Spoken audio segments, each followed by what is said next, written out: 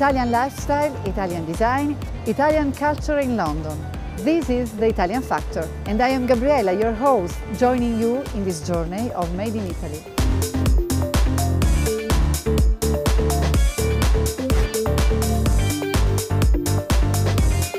Italian style. Quite fashionable. Very chic. Buongiorno. Italian people as being quite friendly, quite outgoing. They have a slower pace of life. Grazie, tutto bene. It is an amazing country. I think Italian food is really easy on the palate. Italians are definitely beautiful, oh for sure. In Italy, before sitting down at the table, we say pancia mia fatica panna, which in English means something like dear stomach, become as big as a hat. Because it's true, really true, that Italians have three passions: women, cars and food. Today I've invited Deborah Parietti, importer of Italian food products and, of course, food aficionado. Ciao Deborah. Ciao Gabriella. So Deborah, explain to us, what is it that you do exactly? I founded a company called the Red Beetle. I travel Italy on my 45-year-old Volkswagen car. 45-year-old? 45, yes, and red, of course. And I look for the most delicious and authentic products and bring them to the UK and sell them online. Great! But how was your passion for food and cuisine born? I guess as like many Italian children, I spent a lot of time in the kitchen watching mom and grandma just, cooking all the time. And I guess it started there. So just by baking on Sundays or making fresh pasta and stealing some of it. And that's how it all started. So you actually know how to prepare those delicious food? I cook a lot, yes. I love cooking. I spend a lot of time in the kitchen. But if you had to describe Italian cuisine in few words, in 3 words? Authentic, tasty and healthy. You know what they say about Italy. Lovely weather, beautiful women and great food. But I'm pretty pale, and if I stand in the sun for a second, I burn. As for women, well, I've never met Monica Bellucci, but I would sure love to date her. Although I don't think she'd ever want to date me. So that leaves food. So here are some fun facts about Italian food and wine. The Italian diet is the Mediterranean one, which is based on a daily consumption of fruit, vegetables and pasta, and in moderation milk and oil, and in even more moderation fish and meat. It's incredibly good for your health. It helps you live longer, reduces the risk of cancer and heart disease, and even helps you stay in shape. It's no surprise that Italian food has been voted the most popular in Europe, according to research done by the German Tourist Board. Least popular, Swedish food. English food, my food, second to last. Well, I don't know why that is. I hope I'm not bringing down the average of my frozen meals. When I don't even thaw them out, I just sort of lick them like a lolly. It's good. Italy began producing wine back in the 11th century. Today, 1,016 years later, Italy produces 43.3 million hectolitres of wine. That's enough to fill 1,925 Olympic-sized swimming pools. And if swimming pools were actually filled with wine, I'd definitely sign up for swimming lessons. Deborah, Italian cuisine is very well loved, but also badly imitated. Can you tell us about some Italian recipes that have been destroyed by foreign chefs around the world?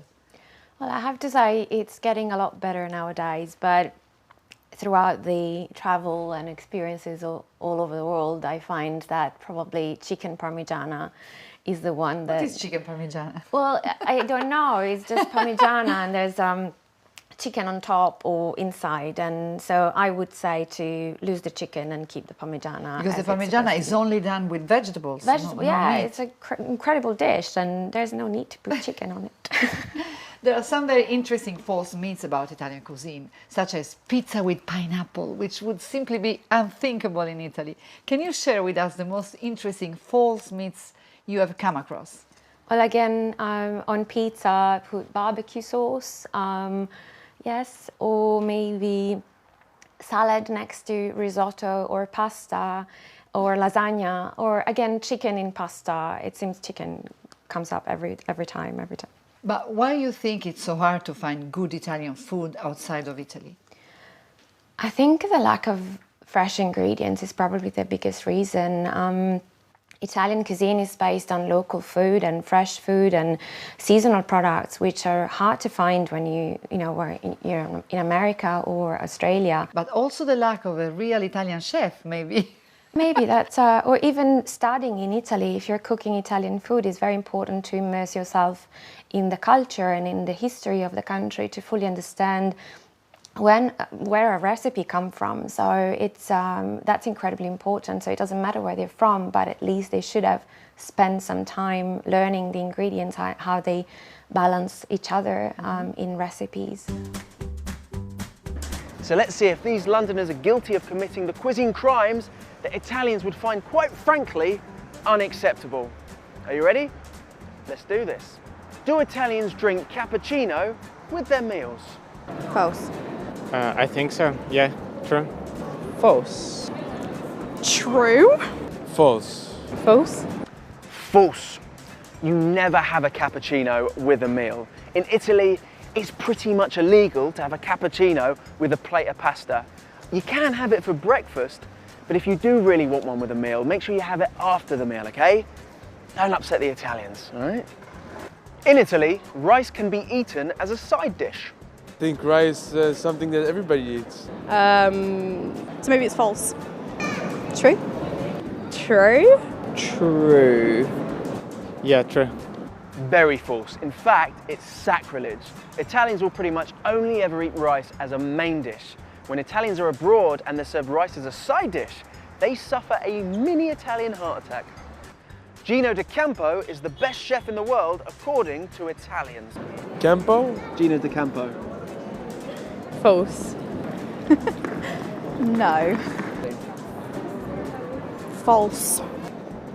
No. False. Although it is true that us Brits do love a bit of Gino De Campo, but the Italians know there is only one person deserving of that title, and that, of course, is Mamma. She is the keeper of culinary traditions that have been handed down from generation to generation. And one bit of advice for you, if you're ever with some Italians, never say a bad thing about their mums. Deborah, you have traveled all over Italy with your Maggiolone. If you had to plan a route for an English person visiting Italy, what would you suggest?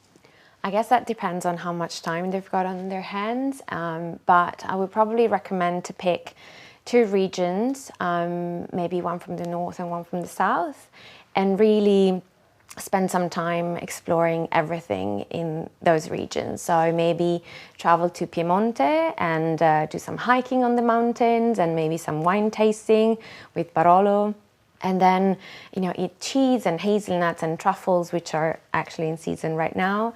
And then move south and go to Sicily, which is a beautiful island, and really spend some time to embrace the culture and taste the food and get to know people, and maybe also experience some festivals in the summertime during the harvest. That would be probably my recommendation. You mentioned Sicily, so what 3 words come to mind when describing Sicily? I would say colorful, generous, and very proud of everything, traditions and story and culture.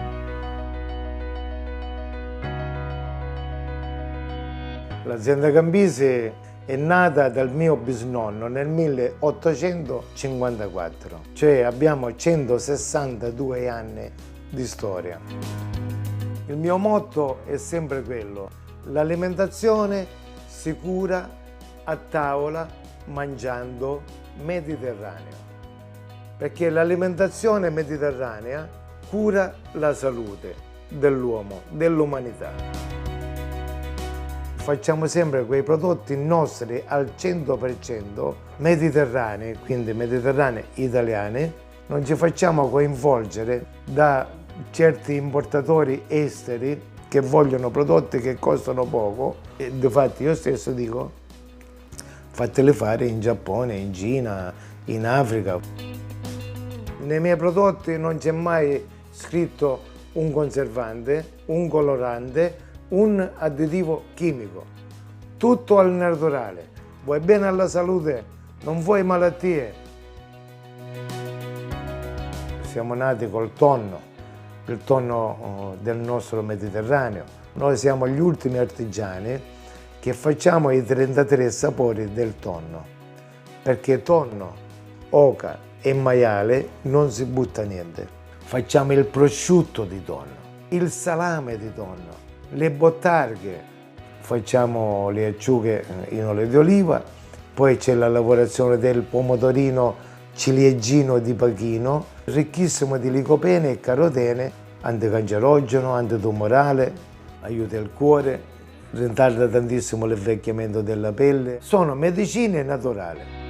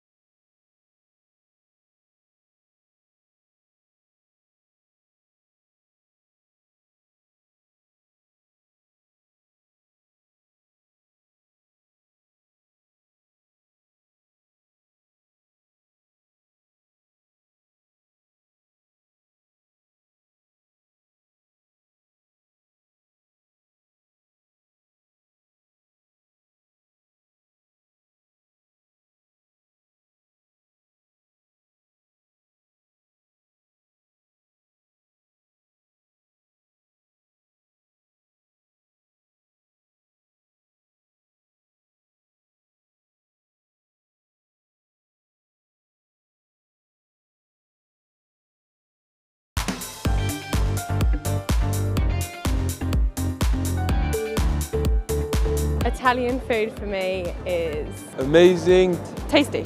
cheesy, romantic. Full of love. Italian wine is expensive, Chianti, fruity. delicious. pleasure. What is the main difference between ancient cuisine, traditional cuisine, and newer style such as American cuisine? Well, I guess ancient and traditional, I find they're quite similar, and that depends probably, you know, on the simplicity of the ingredients, and if, like in ancient cuisine or, you know, traditional cuisine, maybe they introduced, you know, some slow cooking and roasting across the ages, and then moving on to newer cuisines, it's more fast and, you know, something you do right away and not think about it too much. And so time also is probably a big factor in this equation, because there was a lot of time to cook in the old days, and something was probably going for hours, you know, while everyone was working. And nowadays you come home and it has to be ready in a few minutes. So that's probably the biggest difference.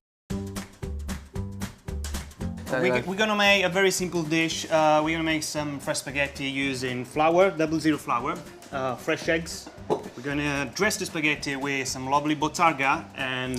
So what is bottarga? So bottarga is the salted eggs of fish. Does it make sense to you? So what we have here is 200 grams of 00 flour, and I want you to break 2 eggs inside the flour. No shell in. No shell. Oh, that's good. Yeah. Ivan 1, eggs 0.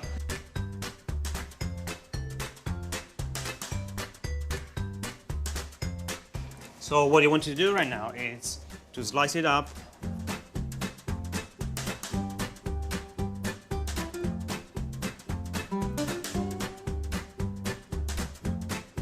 Fold it and put it from the other way.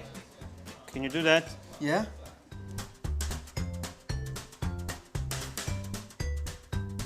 They're very fresh, so the humidity will get them stick together. So you're jiggling the spaghetti? Jiggling spaghetti. Tickling like the spaghetti. I like that. Okay. It's the first time I heard about it.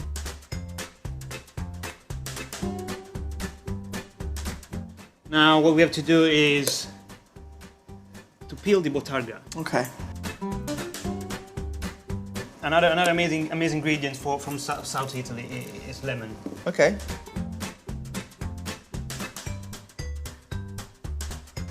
So, Ivan, as the water is almost boiling, yeah, I'm going to start to chopping the fresh herbs. Now we're going to put salt into the water. We can go back to our sauce. We're going to put the spaghetti into our sauce.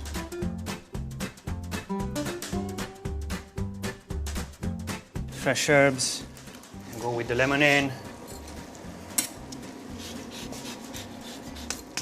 Let me smell it. Oh, they smell very good. I think that's about right with the lemon. This tastes good. I did promise you on top some extra bottarga. Excellent.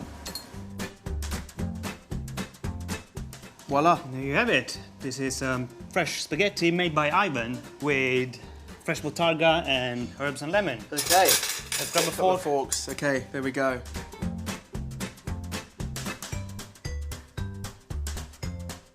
That's really nice. It does taste good. We are now left with cleaning. Yeah. So how do you want to do that? Well, usually it's the training chef who's going to clean it. So that's a job for you. Oh, nice to see you. Yeah. All the best. Italy is the land of wine, as many will know. Why do you think this is? So it's not just the wine that is spectacular, it's also the combination with food and pairing with the right recipes, and also introducing people in the equation and making sure that there's, you know, food and wine and people and everyone is having a good time. So the whole picture is much better than just, you know, a glass of wine. Which do you think are the most typical Italian wines? Well, Prosecco is quite famous, especially here in the UK, Barolo, Chianti, Valpolicella. There's so many wines that are famous all over the world. And from Sicily? Nero d'Avola, surely is one of them. Moscato. I valori di Ramadini sono soprattutto il rispetto delle tradizioni, il rispetto delle tecniche con cui si coltivava la terra una volta, e queste tecniche sono basate soprattutto sul mancato uso di pesticidi e di concimi. I nostri principali vini sono Alamen, che è un passito di noto che appunto prende il nome dal territorio in cui ci troviamo, cioè da Marzamemi. Marzamemi, che nella lingua araba significa Mars Alamen, significa Baia delle Tortore. Poi c'è il Patrono, che è un Nero d'Avola 100%. Poi abbiamo, fra i vini bianchi, abbiamo il Nassa, che si abbina molto bene con i pesci. La collocazione di questo territorio è più a sud di Tunisi, quindi abbiamo una forte insolazione che conferisce ai prodotti un'ottima maturazione.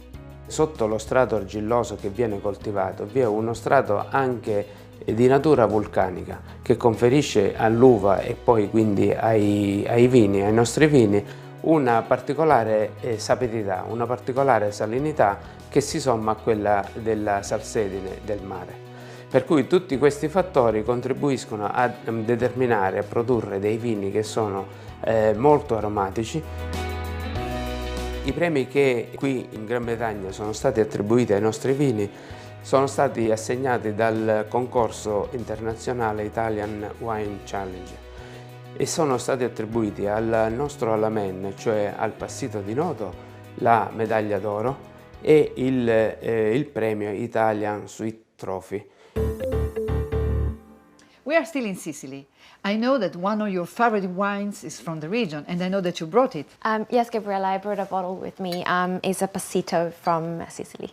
If you have to describe it in simple terms, perhaps to someone who doesn't know much about wine, what would you say? I would probably try to make a connection with something they are aware of. In this case, I would try to make them think of apricots and honey and figs. In this way, they probably can find certain flavors in the passito and remember for the next time they're drinking it. Giuseppe, thank you so much for letting us join you. First up, tell us exactly what it is that you do. We are import and distributor of food and wine coming from Sicily. Sicily is very full of products which make the things for us more difficult because when you have such a big variety, it's not easy to select the right one. If you want, if you agree with this, I can tell you what can we do to taste the wine in the proper way. The first step of all is, of course, have a look at the wine, okay? And it's important that behind the glass there is a, let's say, a clear surface, a white surface. Why this? Because we can see exactly how the light penetrate the wine. Yeah, Let's so you've get got a piece of paper. Right. Okay, and we put the wine like this, you see? You can talk about the color and you can talk about how bright it is looking at the glass. Then we have the sniff. What kind of smell you hear here? Tell me. It's not a soft wine. It's not. I feel like it's not necessarily a fruity. Let's say that now is the time to have a sip. I got like black currants or blackberries. Yes. Actually? Yes. How long does the wine still in your mouth? Still there. Still there? Yeah. That means that it's a good wine. So let's cheers on it. Yeah, cheers. Let's have Thank another you very sip. much. Yeah. Deborah, we are coming to the end of the episode. Our guests are usually British, and we make them say an Italian tongue twister. This time you are Italian, so we still do a tongue twister with you, but we will ask you to say it very quickly. Are you ready? Of course. Okay, so we begin. Repeat after me this tongue twister, and then of course I will say it in English too. Caro Conte, chi ti canta, tanto canta che ti incanta. Caro Conte, chi ti canta tanto che ti incanta. Very good. And the translation is, Dear Count, he who sings to you sings so much he enchants you. Very well, Deborah, because you could repeat it very, very fast. Thank you. And we have one last thing to ask you. Generally speaking, what do you think the Italian factor is? I believe the Italian factor is how we constantly aim for perfection, and how that affects everything we do, whether it's art or fashion, design, architecture, literature. We constantly strive to get the best possible result, and we're very stubborn, so it means that we won't stop until we get there. Thank you, Deborah, for being with us. And as for us, there is still a lot of Made in Italy to discover. See you soon. Ciao. Caro Conte, chi ti canta tanto, canta che t'incanta. Now it's your turn. Caro Conte ci te canta tanto. Caro Conti Citi canta tanto. Cargo Conte Citai canta tanto. Caro Conte Citi Canta, canto. canta ci Canta c'è. Canta ci ti canta c'è ti canta. Canta c'è ti incanta. ti canta. Tin canta. Tin chanta.